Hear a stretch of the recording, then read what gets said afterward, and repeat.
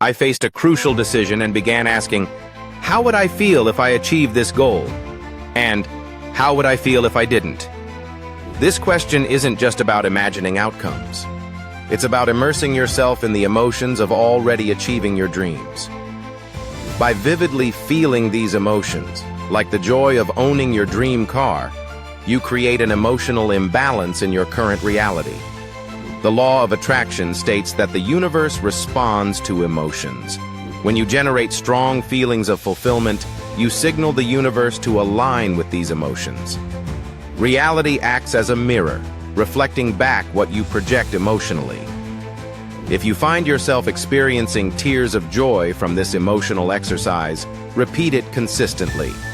This process reprograms your brain and influences the universe to manifest your desires.